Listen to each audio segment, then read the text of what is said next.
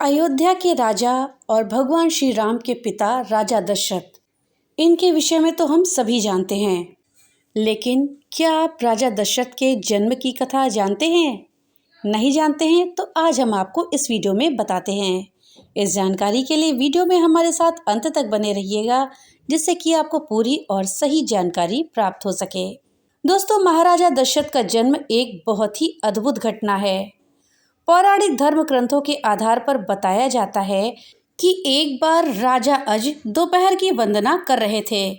उस समय लंकापति रावण उनसे युद्ध करने के लिए आया और दूर से उनकी वंदना करना देख रहा था। राजा अज ने भगवान शिव की वंदना करी और जल आगे अर्पित करने की जगह पीछे फेंक दिया। ये देखकर रावण को बड़ा आश्चर्य हुआ और वह युद्ध करने से पहले राजा अज के सामने पहुंचा तथा पूछने लगा कि हमेशा वंदना करने के पश्चात जल का अभिषेक आगे किया जाता है, ना कि पीछे। इसके पीछे क्या कारण है? राजा अज ने कहा, जब मैं आंखें बंद करके ध्यान मुद्रा में भगवान शिव की अर्चना कर रहा था, तभी मुझे यहाँ से एक योजन दूर जंगल में एक गाय घास में चरती हुई दिखी और मैंने देखा कि एक सिंह उस पर आक्रमण करने वाला है। तभी मैंने गाय की रक्षा के लिए जल का अभिषेक पीछे की तरफ किया। रावण को ये बात सुनकर बहुत ही आश्चर्य हुआ। रावण एक योजन दूर वहां गया और उसने देखा कि एक गाय हरी घास चर रही थी, जबकि शेर के पेट में कई बाण लगे हुए थे। अब रावण को विश्वास हो गया कि जिस महापुरुष के जल से ही बाण बन जाते हैं और बिना किसी लक्ष्य साधन के लक्ष्य वेधन हो जाता है, ऐसे वीर पुरुष को जीतना बहुत ही असंभव है और वह उनसे बिना युद्ध किए ही लंका लौट जाता है। एक बार राजा अज जंगल में भ्रमण करने के लिए गए तो उन्हें एक बहुत ही सुंदर सरोवर दिखाई दिया।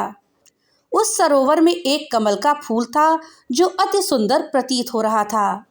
उस कमल को प्राप्त करने के लिए राजा अज सरोवर में चले गए, किंतु यह क्या, राजा अज जितना भी उस कमल के पास जाते, वो कमल उनसे उतनी ही दूर होता जाता। राजा अज उस कमल को नहीं पकड़ पाए। अंततः आकाशवाणी हुई कि हे राजन, आप निसंतान हैं, आप इस कमल के योग्य नहीं हैं। इस भविष्यवाणी ने राजा अज के हृदय में एक भयंकर घात किया था। राजा अज अपने महल लौट आए और चिंताग्रस्त रहने लगे, क्योंकि उनको कोई संतान नहीं थी, जबकि वह भगवान शिव के परम भक्त थे। भगवान शिव ने उनकी इस चिंता को ध्यान में लिया और उन्होंने धर्मराज को बुलाया और कहा, तुम किन्हीं ब्राह्मण को अयोध्या नगरी पहुंचाओ, जिससे राजा अज को संतान की प्राप्ति के आसार हो। दूर पार एक गरीब ब्राह्मण और ब्राह्मणी सरयू नदी के किनारे कुटिया बनाकर रहते थे। दोस्तों, वीडियो में आगे बढ़ने से पहले आपसे एक छोटी सी रिक्वेस्ट है कि अगर अभी तक आपने वीडियो को लाइक नहीं किया है तो कृपया वीडियो को लाइक कर दें और ज़्यादा से ज़्यादा शेयर करें, जिससे कि ये जानकारी अधिकतर लोगों तक पहुंच पाए। और हाँ, अगर चैनल पे आप नए आए हैं तो चैनल को सब्सक्राइब कर दें और बेल आइकन दबाना ना भूलें, जिससे कि मेरी वीडियो सबसे पहले आप तक पहुंच सके। तो चलिए वीडियो में आगे बढ़ते हैं। दूर पार एक गरीब ब्राह्मण और ब्राह्मणी सरयू नदी के किनारे कुटिया बनाकर रहते थे। एक दिन वे ब्राह्मण राजा अज के दरबार में गए और उनसे अपनी दुर्दशा का जिक्र करके भिक्षा मांगने लगे।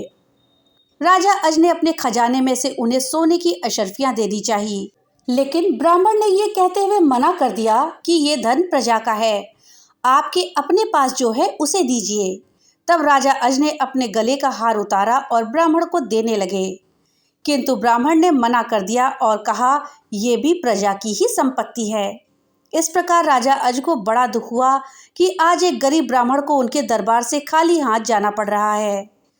तब राजा अज शाम को एक मजदूर का भेष बनाते हैं और नगर में किसी काम के लिए निकल जाते हैं।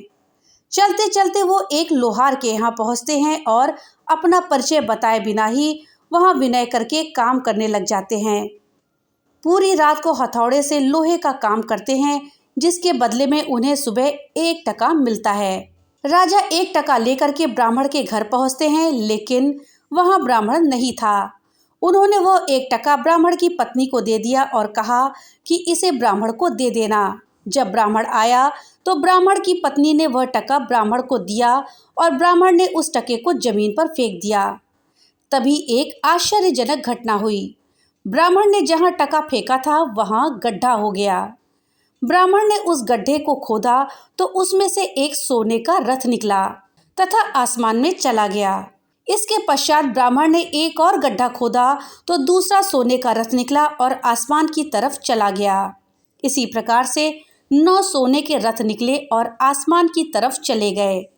और जब 10वां रथ निकला तो उस पर एक बालक था और वह रथ जमीन पर आकर ठहर गया। ब्राह्मण उस बालक को लेकर राजा अज के दरबार में पहुंचे और कहा, राजन, इस पुत्र को स्वीकार कीजिए, ये आपका ही पुत्र है जो 1 टका से उत्पन्न हुआ है तथा इसके साथ में सोने के 9 रथ भी निकले जो आसमान में चले गए, जबकि यह बालक 10वें रथ पर निकला, इसलिए ये रथ तथा पुत्र आपका है। ये बालक आगे चलकर राजा दशरथ के नाम से फेमस हुआ। इस प्रकार से राजा दशरथ का जन्म हुआ। दशरथ यानी कि 10 रथ। इस बालक का जन्म 10वें रथ पर हुआ था, इसीलिए इसका नाम दशरथ पड़ा। तो दोस्तों, ये थी राजा दशरथ के जन्म की कथा। दोस्तों, वीडियो आपको कैसी लगी कमेंट बॉक्स में लिख करके जरूर बताइएगा। तो मिलते हैं अगली एक नई वीडियो के साथ, तब तक के लिए राधे राधे।